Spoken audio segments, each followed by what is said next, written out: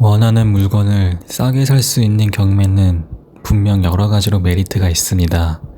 하지만 표면적으로 네이버 시세만 고려하고 덜컥 낙찰이 된다면 앞으로 벌어질 상황들에 대해 손을 놓고 싶어질 겁니다. 그중 첫 번째가 명도입니다. 낙찰보다 더 중요한 건 명도라고 봅니다. 낙찰은 안 돼도 그만이지만 명도는 무조건 해야 합니다. 당초 계획한 것보다 더 큰 돈이 들 수도 있고 더 많은 시간이 소요되는 반면에 소유권이 넘어가기 전 서로 합의하에 끝낼 수도 있습니다. 명도는 사람 대 사람이기에 정해진 방법이 없습니다.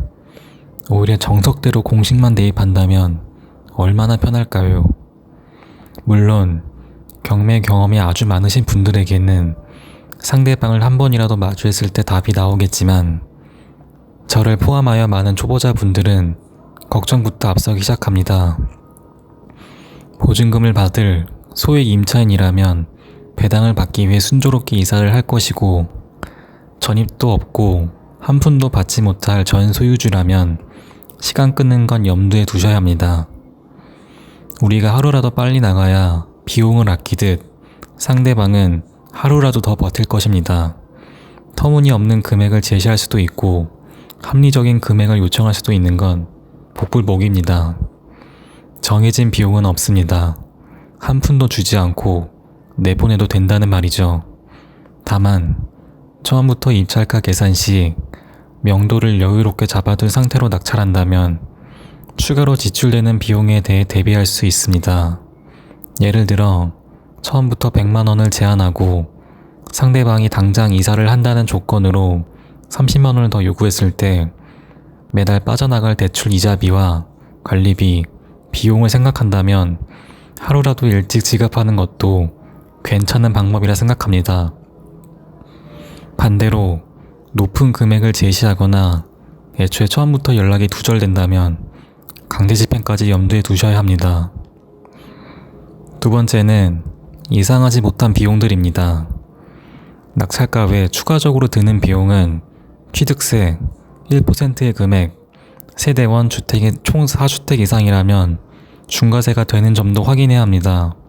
여기에 법무사를 통해 대출을 끼고 잔금을 해결한다면 법무사 비용으로 50만원, 60만원, 비용을 다 납부했다면 첫 번째 알려드린 명도비 플러스 알파, 그리고 혹시 모를 미납된 공과금, 상황에 따라 천차만별이 될 수 있는 인테리어비, 계획이 매도라면 그 기간 동안 쌓였던 이자 비용과 중도상환 수수료, 말소 등기비, 그리고 부동산 수수료까지 모든 금액을 다 합한 금액이 지출 내역입니다.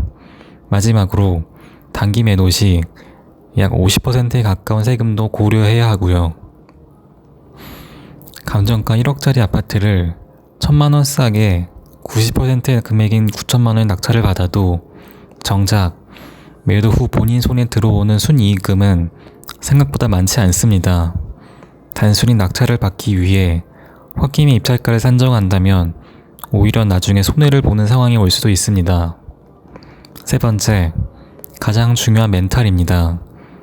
여러 가지 고비가 다가옵니다. 매번 폐찰이 될 때마다 밀려온 허탈감, 시간을 내서 임장을 하고 수익 계산을 하고 마지막으로 법정에서 고민을 거듭하여 천만 단위부터 원 단위까지 이미 내 집이라고 생각을 하고 계실 겁니다. 낙찰도 되지 않은 상태에서 이미 인테리어를 어떻게 하고 바로 팔아버릴까, 월세를 둘까, 시원하게 김칫국 한 사발 하고 있는 자신의 모습을 보고 계실 겁니다. 당연히 한 번에 낙찰이 되면 좋겠지만 폐찰이 될 확률이 더 높을 겁니다. 그렇게 처음 임장하고 수익 계산한 물건이 다른 사람에게 낙찰이 되는 걸 바라볼 때 지금까지 들인 시간이 모두 물거품처럼 아무 의미가 없이 다가옵니다. 기운이 빠지고 포기하고 싶고요.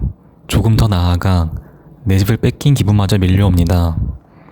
저 역시 다른 집을 찾아보고 수익 계산을 하는 과정들이 귀찮아지고 낙찰될 날이 올까 자책하게 됩니다.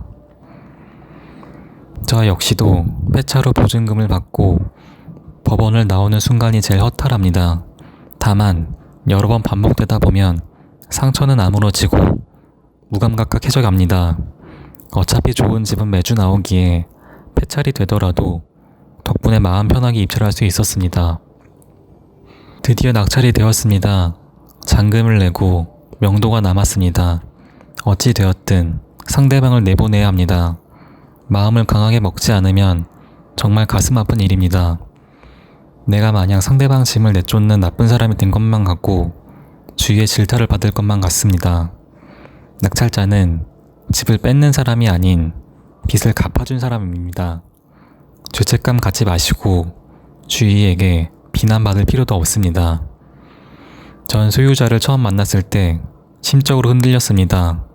상대방이 어려워하는 모습을 보면서 내가 낭떠러지를 밀고 있는 걸까 싶었지만 반대로 생각하면 제가 대신 돈을 다 갚아주는 상황입니다. 살면서 처음 보는 사람에게 50만원, 100만원 돈을 주는 게 결코 적은 금액은 아닙니다.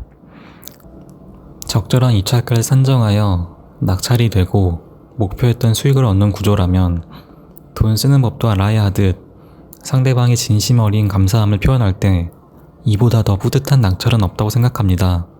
물론 이 모든 전제가 상대방이 얼마나 협조를 해주느냐와 손해를 보지 않는다는 전제가 깔려 있어야겠지요. 경매를 시작하는 분들 화이팅입니다.